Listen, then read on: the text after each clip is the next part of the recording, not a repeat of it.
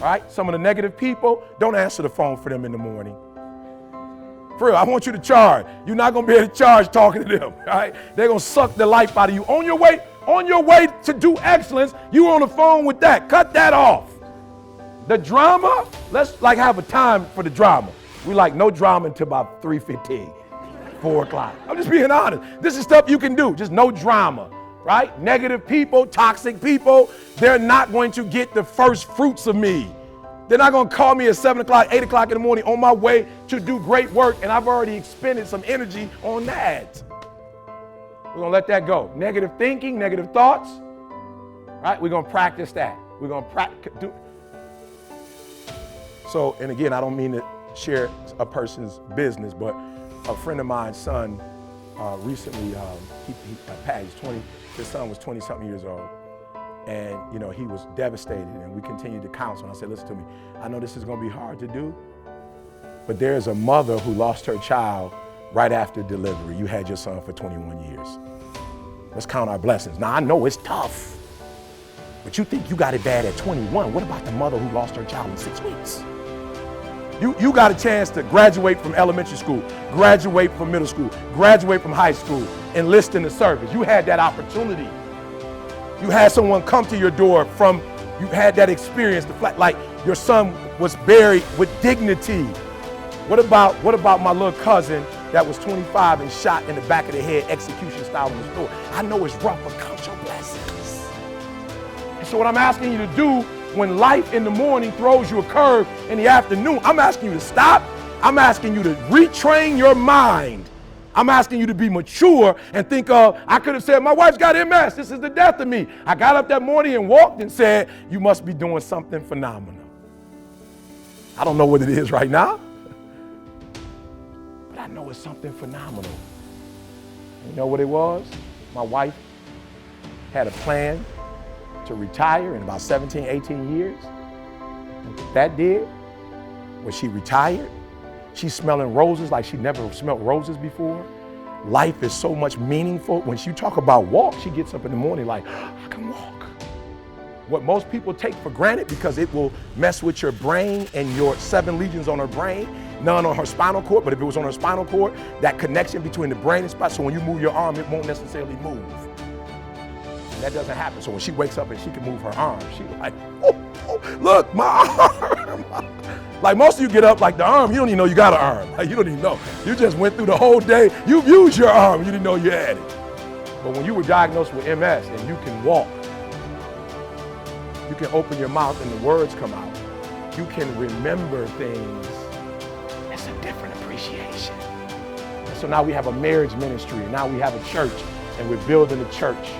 Right? We're building a church. I'm building a house of worship.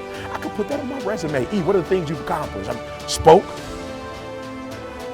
Air Force, I'm building a house. Like this is big stuff. Like I'm way past the NFL. You did NFL, NBA. I'm like, girl, that was years ago. NFL? You still on that? The NBA? Come on. I spoke to people that changed the world. I'm building a house of prayer and a place of healing. I'm on something different.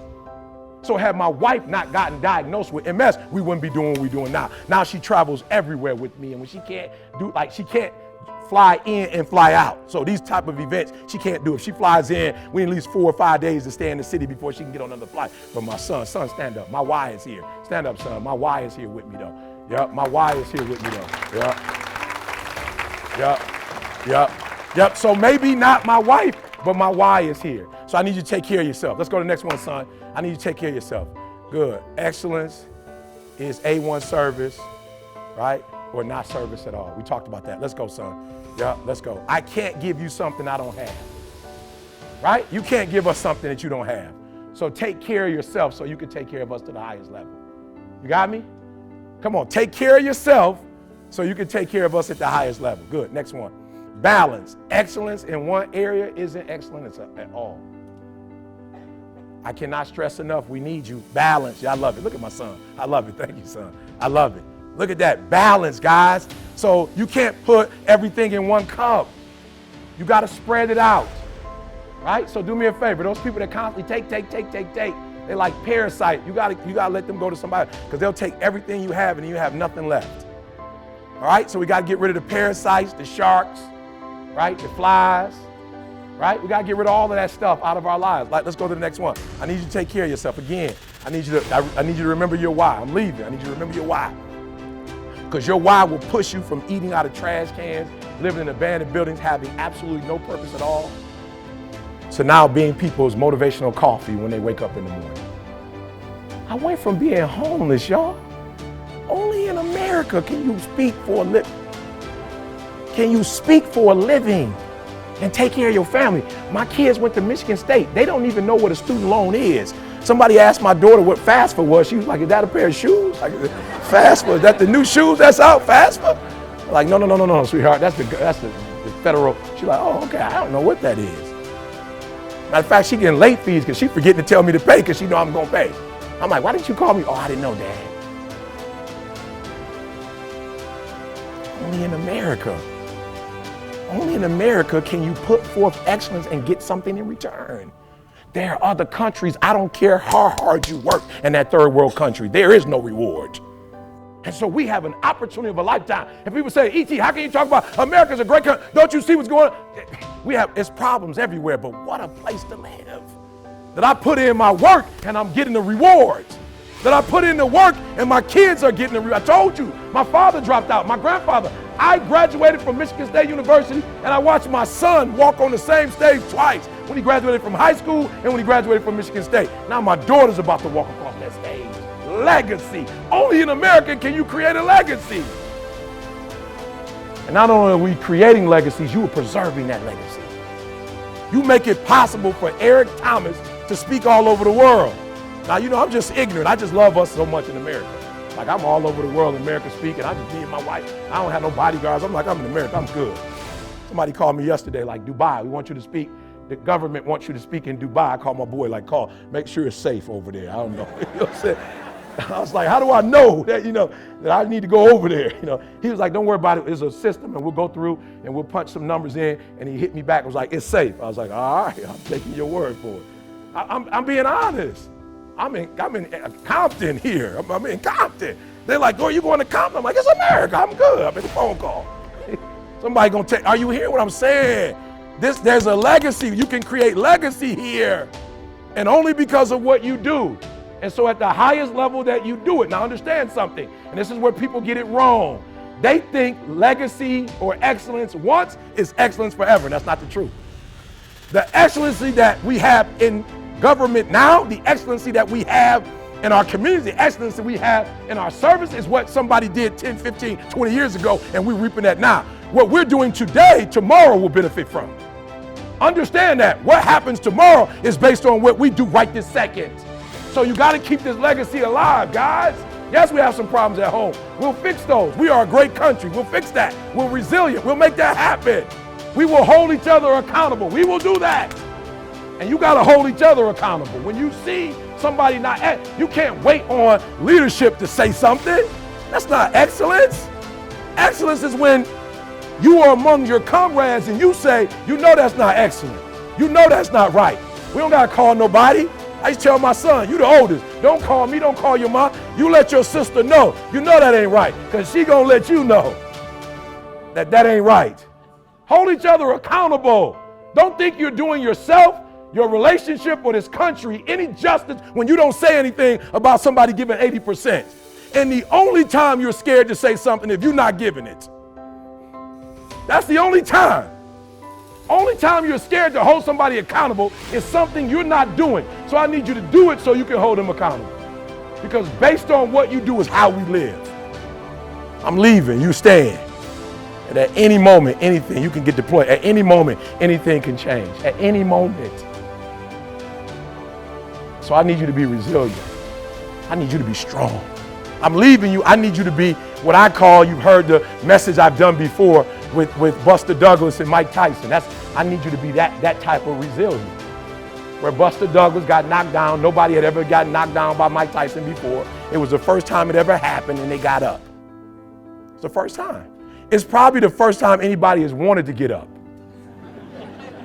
No, come on, for those of you who are older like I am, you remember a Mike Tyson fight. First round, you go get popcorn, come back, it's over. You paid $25, you upset. Yeah, pay-per-view 25, it's over. Most people, I used to think that they would get hit and they could get up, but they was like, what for what? What's the purpose? What am I trying to prove? I just made $2 million, and I can walk home. Nobody's ever wanted to get up. Buster Douglas was the first one that ever got knocked down by Mike Tyson and got back up and won. And when asked how, he said, because my mother died and I promised her on her deathbed that I would beat Mike Tyson. And when I hit the ground, I didn't feel like getting up. But my why? I promised my mama. Mike Tyson was no match. And Buster Douglas never won another fight because he never had or tapped into another why. So as I leave you, I need you to tap in every day. Because every day when you see E.T. bring that fire, you don't see like your phone, the stuff, the systems that's going on behind it, you don't see that. And it's my wife, and I don't never want her to go back to work again. Because we understand the stress of MS. And I remember her fighting me to quit her job. And then I remember us walking on the beach one day and she said, can you do me a favor? I said, what, sweetheart? She said, can you make sure I never have to go back to work? And so when I stand up here, I stand up with that power knowing, E.T., don't make her go back to work. E.T., your son and daughter work, don't make them go back to, make sure you create that life for them. So when you get out of here, every day, that motto, I need to become your life.